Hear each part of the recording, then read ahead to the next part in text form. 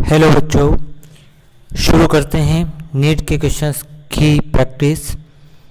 इसमें आज हम इलेक्ट्रोमैग्नेटिक वेव्स के क्वेश्चन ले रहे हैं।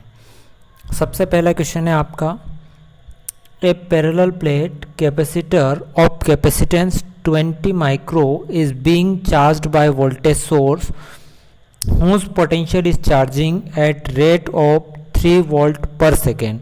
The conduction current through the connecting wires and displacement current through the plates of capacitor would be respectively. ठीक है, अब आपको इसमें अपने को क्या निकालना है, कंडक्शन करंट, और आपको एक और क्या निकालना है, डिस्प्लेसमेंट करंट। ठीक है, तो करंट के लिए जो फार्मूला आपको पता है क्या होता है, I is equals to D Q upon D T होता है, और Q इज इक्वस टू आपने क्या रीड किया हुआ है, CV होता है।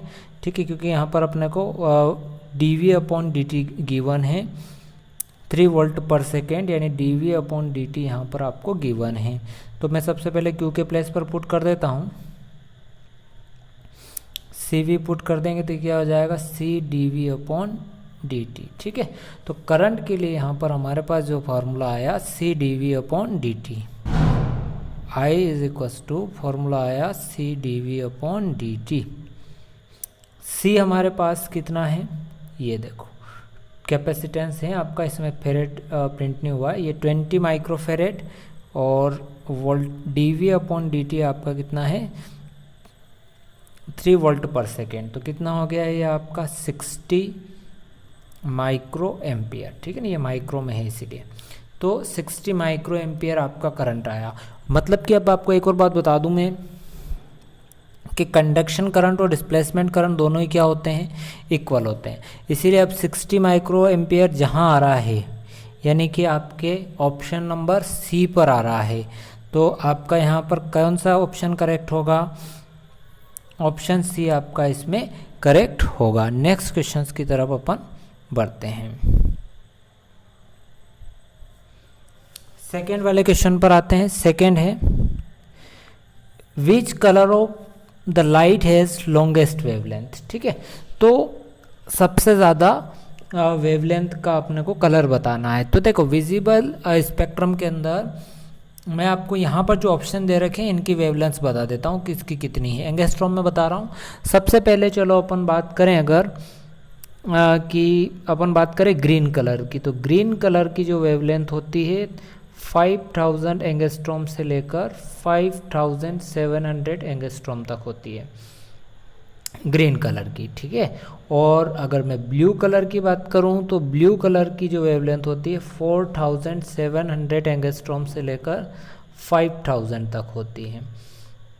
अगर मैं रेड कलर की बात करूं तो रेड कलर की जो होती है 6400 से लेकर 7900 तक। ठीक है, और वॉयलेट कलर की अगर मैं बात करूं तो ये होती है आपकी 4000 टू 4500। ठीक है, तो सबसे ज़्यादा इनके अंदर किसकी आ रही है, देखें आप, रेड कलर की वेवलेंथ आ रही है, यानी कि इसमें कितना होगा, कौन सा आंसर आपका करेक्ट होगा, रेड कलर वाला। अगले क्वेश्चन पर आते हैं। थर्ड वाला क्वेश्चन है आपका,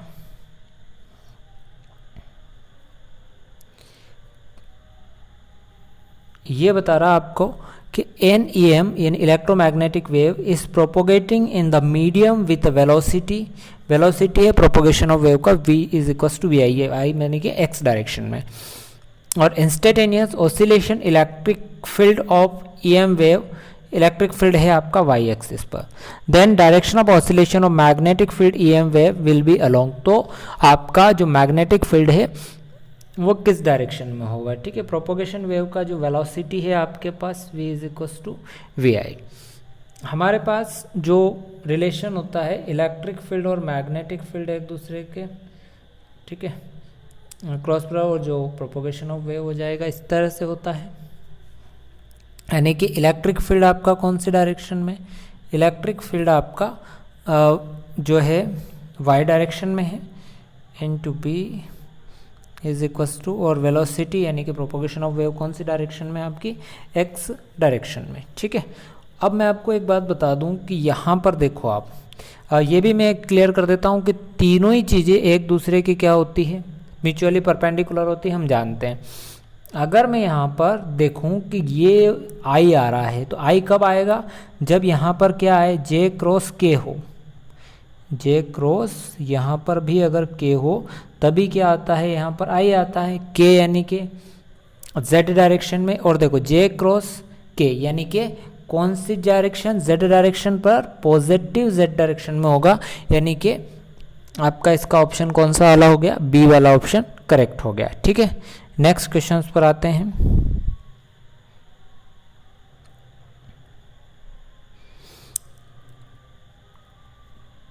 फोर्थ वाला है, an electromagnetic wave is free space, the root mean square value of electric field, ERMS value दिया हुआ है आपको, root mean square value 6 volt पर मीटर। तो peak value of magnetic field, तो जो आता है आपके पास बी नॉट हो जाएगा आपका E0/C। ठीक, E0 मतलब जो इसका पिक वैल्यू, तो E0 जो पिक वैल्यू का फॉर्मूला हो गया ERMS√2, ठीक है, अपॉन C। ठीक, अब देखो ERMS कितना गिवन है बेटा आपको, 6√2 हो गया, 6 गिवन था, ये ERMS वैल्यू 6 दे रखा है, upon C speed of light 3 × 10⁸ होता है, 3 से इसको कर देंगे, ये हो गया 2। अब 2 में किसका मल्टीप्लाई कर देंगे, 1.414 का √2 का वैल्यू, और 10⁻² ऊपर जाके -8 हो गया, इंटू कर दें, ये हो जाएगा 828 यानी आपका 2.828 यानी कि 2.83 के समथिंग आएगा, ये यानी कि आपका ऑप्शन बी वाला इसमें करेक्ट हो गया। नेक्स्ट क्वेश्चन पर आते हैं, फिफ्थ वाले पर।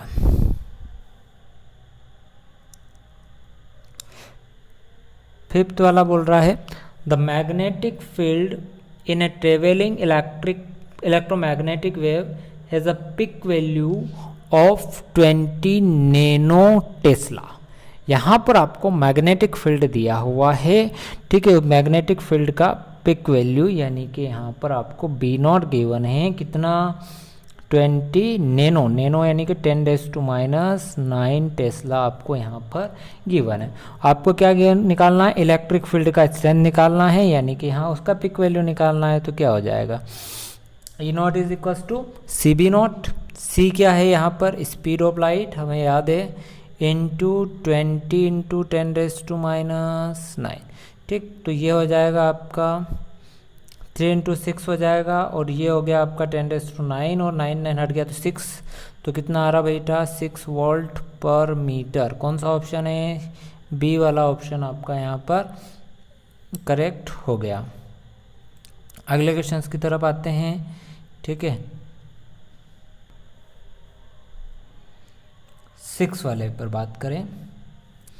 During the propagation of electromagnetic wave in medium, both the electric field and electric and magnetic energy density 0 हो जाएगी। इलेक्ट्रिक एंजन twice the magnetic energy density, electric energy density half the magnetic energy density, और electric energy density is equal to the magnetic energy density. दोनों की density equal होती है, इस बात को अपने को ध्यान रखना है। ठीक है, तो इसका 6 वाला ऑप्शन आपका करेक्ट होगा। ये आपको कॉन्सेप्ट सारे पता है, इसलिए इसमें ज़्यादा लोड लेने की ज़रूरत नहीं है। क्वेश्चन नंबर 7 पर आते हैं। सबसे पहला है arrangement of the following electromagnetic radiation. इनका इलेक्ट्रोमैग्नेटिक रेडिएशंस का अपने को अरेंजमेंट करना है। पर quantum in order increasing energy, मतलब कि एनर्जी लेवल क्या होना चाहिए, बढ़ते हुए चलना है, सबसे कम उससे ज़्यादा, फिर उससे ज़्यादा, इस प्रकार से। हमारे पास यहाँ पर 4 कलर है, ब्लू, येलो, एक्सरे और रेडियो वेव। ठीक है, 4 वेव। और एनर्जी के लिए हमें रिलेशन पता है क्या होता है, E = hc/λ। मीन्स यहाँ पर E इनवर्सली प्रोपोर्शनल टू क्या होता है आपका लैम्डा, मतलब वेवलेंथ आपका इंक्रीज होने पर एनर्जी आपका क्या हो जाएगा, डिक्रीज हो जाएगा। यानी जिसका वेवलेंथ ज़्यादा होगा उसकी एनर्जी क्या होगी, कम होगी। ठीक है, तो वेवलेंथ ज़्यादा होने पर एनर्जी कम होती है। तो मुझे यहाँ पहले सबसे कम लेनी, फिर उससे ज़्यादा, मतलब बढ़ते हुए लेनी। तो सबसे जो ज़्यादा वेवलेंथ होती है वो रेडियो वेव्स की होती है। इसका मतलब एनर्जी भी इसकी सबसे कम होगी यहाँ पर जो गिवन है इसमें। ठीक है। उसके बाद आता है आपका येलो कलर। रेडियो वेव से जो होता है सेकंड नंबर पर आपका येलो कलर आता है, जिसका वेवलेंथ उससे कम है, यानी कि इसकी एनर्जी इसकी तुलना में थोड़ी सी क्या होगी, ज़्यादा होगी, ठीक है। तो येलो आ गया। उसके बाद अपन कलर ढूंढते हैं, देखो इनमें एक और है ब्लू लाइट। तो ब्लू लाइट भी की वेवलेंथ येलो लाइट के कंपेयर में थोड़ी कम होती है, यानी कि उसकी एनर्जी इससे ज़्यादा होगी। लास्ट कौन सा, एक्सरे बचा है, तो इससे वाला हो जाएगा। तो क्या आ रहा, कौन सा ऑप्शन है, ढूंढो। डी बी ए सी किस में आ रहा है, ये फोर्थ वाले में आ रहा है, मतलब आपका इसमें फोर्थ वाला ऑप्शन करेक्ट हो जाएगा। नेक्स्ट क्वेश्चन की तरफ आते हैं, क्वेश्चन नंबर 8 वाला, ठीक है। For a wave propagation in a medium, identify the property that is independent of the others, ठीक है। velocity, wavelength, frequency, all these depend on each other। देखो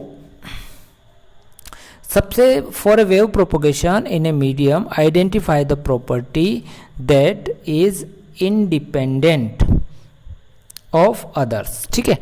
तो जो इंडिपेंडेंट होती है, अदर्स पे डिपेंड नहीं करती है, तो उसके लिए अंदर अपन क्या लेंगे, यहाँ पर ये होता है आपका फ्रीक्वेंसी, ठीक है। इसका आंसर कौन सा हो जाएगा, आपका फ्रीक्वेंसी हो जाएगा, ठीक। नेक्स्ट क्वेश्चन की तरफ देखो, इसमें डायरेक्ट टिक मार्क वाले क्वेश्चन है, तो इनको मैं जब क्वेश्चन रीड कर रहा हूँ तो उसके बाद आप उस समय थोड़ा सा वीडियो को रोक कर और इसका आंसर मन में सोचें, ताकि आपको पता पड़े कि कौन सा करेक्ट है, और फिर मैं जब बताऊँ तब आप उसको मैच कर लें, ठीक है। Which wavelength of the sun is used finally electric energy, बताइए, सोचिए आप, रेडियो वेव्स यूज करेंगे कि इंफ्रारेड रेडिएशंस करेंगे, विजिबल लाइट करेंगे, माइक्रोवेव्स करेंगे, बताइए। तो सन जो फाइनली इलेक्ट्रिक एनर्जी के फॉर्म में यूज करता है वो करता है IR वेव, यानी इंफ्रारेड वेव्स करता है। नेक्स्ट क्वेश्चंस पर आते हैं,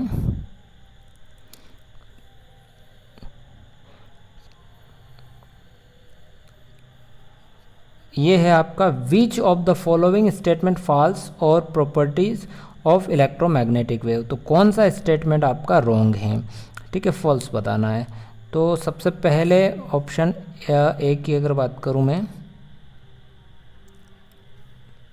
ठीक है, 4 ऑप्शन दिखाई दे रहे हैं आपको। ऑप्शन है these wave do not required any material medium form propagation, बिल्कुल सही बात है, ये तो सही है कि भाई इलेक्ट्रोमैग्नेटिक वेव्स के लिए किसी भी मीडियम की कोई ज़रूरत नहीं होती है। तो पहली बात तो आपकी करेक्ट हो रही है, ठीक है।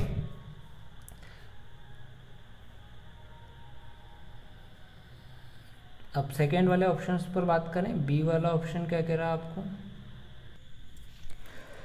तो बी वाला आपका जो ऑप्शन हो गया, both the electric and magnetic field vectors attains maximum and minimum same place same time. देखो मैक्सिमा और मिनिमा ये सेम टाइम पर सेम प्लेस पर अटेंड करता है, ये बिल्कुल करेक्ट स्टेटमेंट है, ये रॉन्ग स्टेटमेंट नहीं है। The electromagnetic wave divide equally between electric and, बिल्कुल इलेक्ट्रिक और मैग्नेटिक फील्ड में दोनों में ये इक्वली क्या होती है, डिवाइड होती है। बट अब देखो फोर्थ वाला, both the electric and magnetic vectors are parallel to each other, जबकि क्या होता है, परपेंडिकुलर टू ईच अदर होते हैं, ठीक है, इलेक्ट्रिक और मैग्नेटिक फील्ड। इसका मतलब ये फोर्थ वाला यहाँ पर क्या हो गया, आपका रॉन्ग हो गया। तो आपका कौन सा आंसर इस ऑप्शन इसके हिसाब से करेक्ट है, आपका फोर्थ वाला, ठीक है। स्टेटमेंट कौन सा गलत है, आपका फोर्थ वाला, यानी फोर्थ वाला ऑप्शन आपका राइट हो गया। अगले क्वेश्चन की तरफ आते हैं,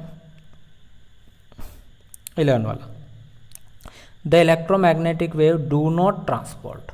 भाई इलेक्ट्रोमैग्नेटिक वेव्स, ठीक है, के अंदर क्या इंफॉर्मेशन ट्रांसफ़र करती है, बिल्कुल इंफॉर्मेशन ट्रांसफ़र हो जाती है। मोमेंटम, बिल्कुल मोमेंटम एनर्जी दोनों ट्रांसफ़र करती है। जो ट्रांसफ़र नहीं करती वो क्या है, आपका चार्ज, ठीक है। तो इसका ऑप्शन कौन सा करेक्ट हो जाएगा, आपका बी वाला ऑप्शन आपका इसका करेक्ट हो जाएगा। नेक्स्ट क्वेश्चन पर आते हैं, the nature of electromagnetic waves, ठीक है। देखो वेव जो होती है वो वेव प्रोपोगेशंस की डायरेक्शंस के ठीक परपेंडिकुलर चलती है, ठीक है, यानी कि जो ये ट्रांसवर्स नेचर्स होता है, ठीक है, कौन सी इलेक्ट्रिक और मैग्नेटिक फील्ड परपेंडिकुलर होते हैं और उसके परपेंडिकुलर कौन सी चलती है, वेव चलती है, तो इसीलिए ये कौन से नेचर की होगी, ट्रांसवर्स नेचर की होती है। नेक्स्ट क्वेश्चंस की तरफ आते हैं। देखो इसमें बोल रहा था condition of current same as displacement current when source is. देखो आपको मैंने जब इलेक्ट्रोमैग्नेटिक वेव अपन पढ़ते हैं, यहाँ पर आप एक कैपेसिटर का यूज़ करते हैं और कैपेसिटर के साथ आप एक बैटरी यानी डीसी सोर्स भी जोड़ते हैं। जब हम पढ़ते हैं तब डीसी जोड़ते हैं, बाकी यहाँ आप एसी सोर्स का भी यूज़ कर सकते हैं। ठीक है, तो आप इसके अंदर बहुत एसी और डीसी दोनों ही ऑप्शन आपके करेक्ट होंगे, यानी कि बहुत एसी एंड डीसी दोनों ही हैं, यानी थर्ड वाला ऑप्शन आपका इसमें करेक्ट हो गया। ठीक है, अब इस बात का ध्यान दीजिए, आपने ऐसे ही क्वेश्चन आपको लगातार मिलते रहेंगे, तो इसके लिए आप हमारे चैनल को क्या करें, सब्सक्राइब कर दें, ताकि मेरे नए वीडियो की आपको इन्फॉर्मेशन मिल जाए। मैं आपको डेली इसी प्रकार के वीडियो प्रोवाइड करा रहा हूँ जो आपके एग्ज़ाम में बहुत ज़्यादा हेल्प करेंगे। इसकी प्रैक्टिस होगी, क्योंकि नीट की एग्ज़ाम में आने वाले क्वेश्चंस में सबसे बड़ी बात होती है प्रैक्टिस। आप जितनी ज़्यादा प्रैक्टिस करेंगे, जितने ज़्यादा क्वेश्चंस ढूंढ के ओल्ड ईयर्स के और सारे क्वेश्चंस अगर आप करते हैं तो आपका सिलेक्शन पक्का है। तो आपको NCERT का यूज़ करना है और इसके साथ साथ आपको क्या यूज़ करना है, आपको इन क्वेश्चंस की प्रैक्टिस करनी है और भी क्वेश्चनों की आप प्रैक्टिस कर ही रहे होंगे, पर मेरे क्वेश्चंस भी आपके लिए हेल्पफुल होंगे। थैंक यू बच्चों,